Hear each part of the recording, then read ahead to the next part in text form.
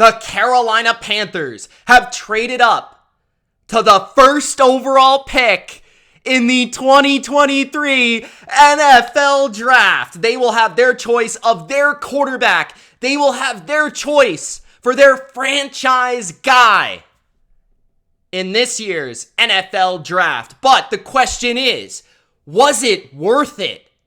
A massive haul for the Chicago Bears, trading that first overall pick to the Carolina Panthers. The Panthers will get their guy. We will find out who that will be soon.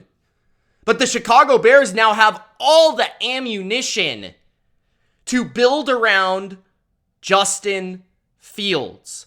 The trade for the first overall pick was an absolute blockbuster. The Bears will receive, for just the first overall pick, the 9th overall selection in this year's draft, the 61st overall selection in this year's draft, which is a late second round pick, a first round pick in 2024, a second round pick in 2025, and I didn't even see this one coming out of nowhere. DJ Moore, a number 1 wide receiver, DJ Moore, to the Chicago Bears. And Ian Rappaport suggests that one big reason to do this trade now, the Bears wanted DJ Moore. And they wanted him before free agency. The Bears were looking for a wide receiver for Justin Fields, and they got a big-time number 1 wide receiver in DJ Moore. The Chicago Bears have struck, and they have brought in a major haul to rebuild this team. First, I think the Carolina Panthers I'm not going to give you, a nice little pat on the back. I'm not just going to give you a soft little landing. No. This trade was crazy. I mean, insane. Like, the Carolina Panthers first overall pick, whoever they choose, Bryce Young, CJ Stroud, Richardson, whoever they choose, is going to have so much pressure because this trade was borderline insanity. This was wow.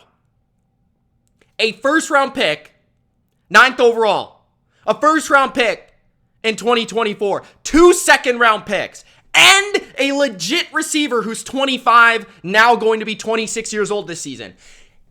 Insane. Like, the Bears just robbed the Carolina Panthers, in my opinion. Robbed. Because I think that these quarterbacks, whoever it is, and that's me sitting here saying I haven't fully scouted all the quarterbacks. I'm not going to tell the Carolina Panther fan base that you should pick Bryce Young or you should pick CJ Stroud. From what I've seen, I like CJ Stroud, but that just goes to show you there is no number 1 guy in this draft. Like, no clear-cut number 1 pick. There is none of those players. So for you to trade all of those assets in a draft where there's 3 quarterbacks that are considered probable top 10 picks, and then there's a 4th that maybe goes in the first round. For you to trade for the first overall pick, you must feel incredibly confident in your ability to find the right guy and your ability. You probably know right now who you're picking. One guy stands out so much to you that you had to do this move. You couldn't not make this move. So I hope you're right. Whether it is Bryce Young, whether it is CJ Stroud, or maybe it is Richardson, you better be right. You better be right, because this was a haul for the Chicago Bears. And the Chicago Bears, I've made a video about how I felt they should have traded Justin Fields. Like, I feel they should trade Justin Fields because I don't think he's the guy. I just don't. I'm going to be honest with you. I don't think he's ever going to become a decent enough passer. Now, he's a great athlete. He can run. But now he has no excuses because what you have at your disposal now At wide receiver, you've got a legit number 1 in DJ Moore. You've got Darnell Mooney, who's a good number 2, at the very least. You brought in Chase Claypool, who's a freak show, as your number 3. And then you have Cole Kmet at tight end. And now you have all these picks that you're going to be able to utilize on the offensive line. That 9th overall pick, that should be an offensive lineman. That should be a tackle. And the Bears probably looked at this and said, free agency, we don't want to spend a ton of money on our Orlando Brown or a Mike McGlinchey. That's a little bit too risky for us. We're going to pick an offensive lineman at 9 overall. I wouldn't be shocked by that. D lineman, maybe outside looking in, but I think it's going to be their pick of their offensive lineman, because I feel like if they wanted a defensive lineman, they would have tried to get a better pick, like a 6th, a 5th, a 4th overall instead of a 9th overall. Moving all the way back to 9th overall makes me assume that it's going to be a tackle or an offensive lineman of some sorts. That's kind of what I think. Now, I might be wrong there, but that's what I think. They will be able to spend some money in free agency. They got a ton of cap space. Now, some of that cap space is going to go to DJ Moore. And there's probably a lot of Carolina Panther fans out there that are saying, why did we trade DJ Moore? That doesn't make any sense. Why would you trade DJ Moore if you're going to get a quarterback 1st overall? That's your guy. Like, that's his security blanket, his go-to receiver. Why would you trade him? Now, I think part of it is due to his contract. Now, remember, this is a new regime, right?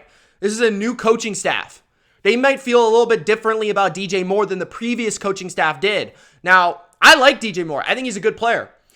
When looking at what he did last year, it's not overly impressive. Now, it wasn't a great quarterback situation. You had Sammy Biscuits out there, Sammy Darnold. You had PJ Pajama Walker, and you had Baker, the commercial maker, at quarterback. So you had 17 games, 63 catches, 888 yards. That's not great for DJ Moore. Usually he puts up 1,100, 1,200 yards. That's usually what DJ Moore does. He's usually a floor of 1,000 yards. And he played in all 17 games. He was 32nd in yards per route run. He was only 80th in yards per reception based on yak per reception. And then he did have, I believe, the most touchdowns of his career was 7, which was a weird way to cap that statistical season off. But DJ Moore is still a very good player from what I've seen. He could play out wide. He could play in the slot. He's a good route runner. He's got speed to burn you deep. He's typically pretty good after the catch, breaking tackles and in the screen game, things of that nature. He's got a little bit of a running back body to him, but he's also a very crafty receiver. So I think he's going to make a great asset for Chicago, because I think he can be that number 1 receiver. But with Justin Fields at quarterback, you're going to have a lot of involvement in the running game. So DJ Moore, I feel like, could be a player that you use as a gadget player as well. Like, you could give him a handoff, you could give him a reverse, screens, things of that nature, and he'll be very effective in that offense as well.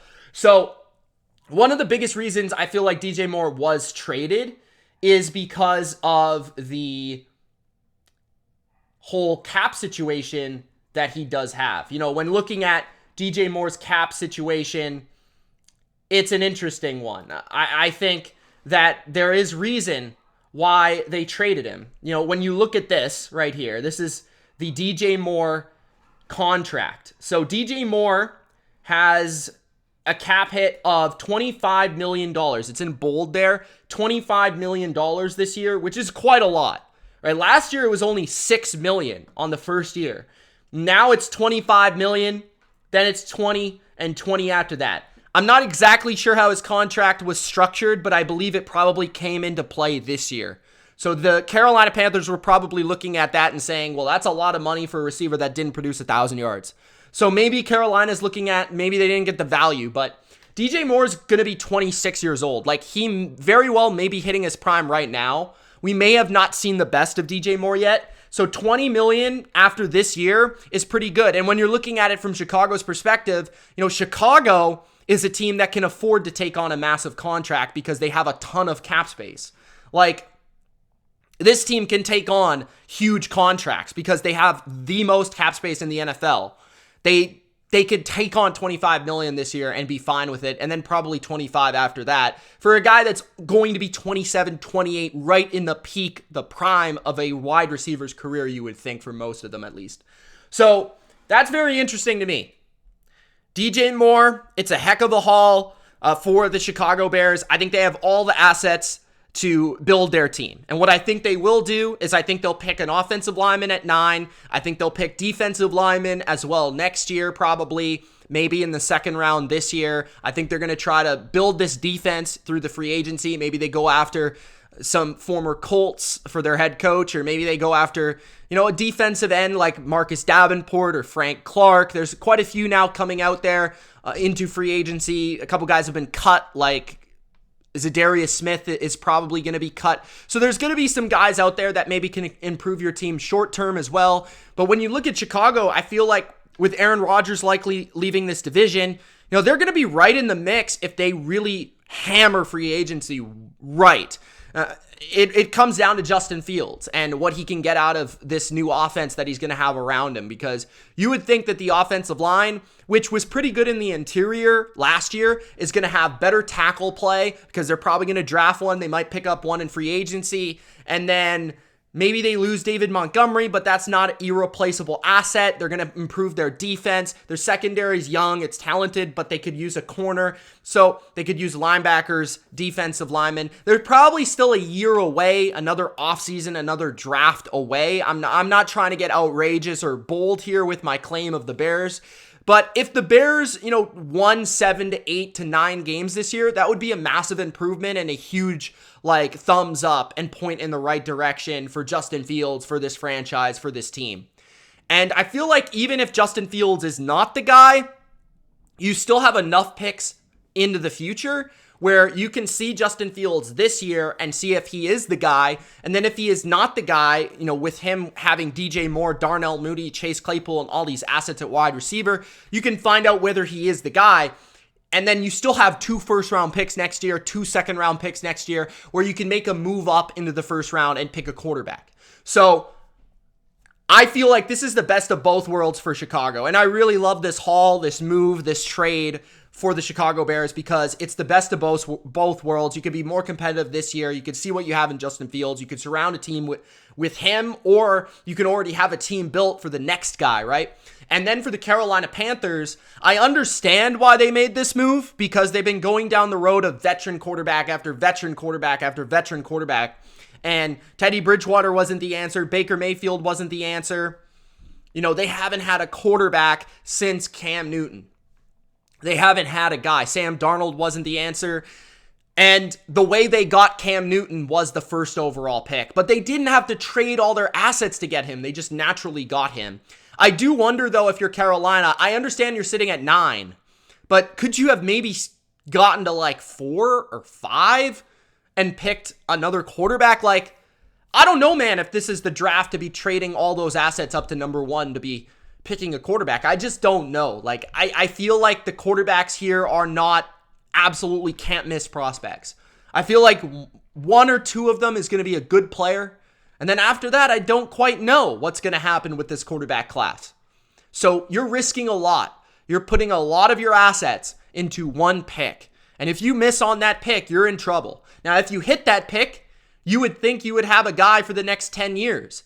But this is where my problem lies with this trade, is even if you hit on the pick, what's the likeliness that this guy is going to absolutely be a guy that can carry a franchise, right? There's a lot of guys that are good quarterbacks. Maybe you hit on this pick and you get a guy that is going to be a top 15 quarterback. And that would still be a hit, but that's not a home run, right? So you need to pick a guy at this pick that's going to be a top 10 quarterback in the NFL.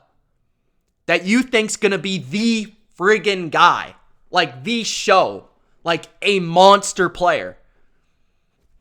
Is that Bryce Young? I don't know. Is that CJ Stroud? I don't know. Richardson would seemingly have the highest upside, but he's extremely raw. So which guy do you think it is, right? And that's where I'll have to scout these guys in depth and give you the answers. And I'll certainly be making a video about who they should pick at first overall. But man, this just totally shocked me with how aggressive the Carolina Panthers were. I know that the owner definitely wants to win and definitely wants to do it right. And I would say that trying to get the first overall pick and trying to go young in the draft with a quarterback is the right way. But sacrificing all those assets to do it, you better get it right, or else you're in trouble. Like, you better get it right. So Frank Reich's also a quarterback, right? He knows how to develop those guys, so you're putting your faith in him, at least early on in this quarterback's career, to get this guy right. That's interesting. So, man, Chicago, I think, totally took a dub in this trade. I think they totally won this trade. I think they hit a home run here. I think they have got all of the assets to make this team competitive within the next 2 seasons. And they've got the real ammunition to find out whether or not Justin Fields is the guy. And there's no more excuses for young Justin Fields. He's rather the guy or he's not, right? This isn't a scenario where he doesn't have enough help. There's going to be plenty of help. They've got a ton of cap space. They've got a defensive coach that's going to build his defense up. And they've got the receivers there now. So, big W for Chicago fans. Let me know what you guys think in the comments. Panther fans, man, I think you just hope you get your guy. I think you just have to pray, hope that you pick the right quarterback and that he is the guy. Because even if you pick a guy that's just good, it might not be worth it in the end. Because we've seen teams trade up for Jared Goffs, right? And it doesn't, like, Jared Goff worked because Sean McVay worked, right? You know what I mean? So you've got to hope this guy is not generational, but elite. You got to hope he's Joe Burrow. You got to hope he's Josh Allen. You got to hope he's Trevor Lawrence. You got to hope he's one of these guys, right? So, Gronk, spike the like button, guys, if you haven't already. Those are my thoughts, raw off the top of the dome. Hope you enjoyed this video. If you did, Gronk, spike the like button, man. Subscribe to the channel. Free agency reactions coming hot all off season long. Thanks for watching, and good luck to the Bears and the Panthers. Peace.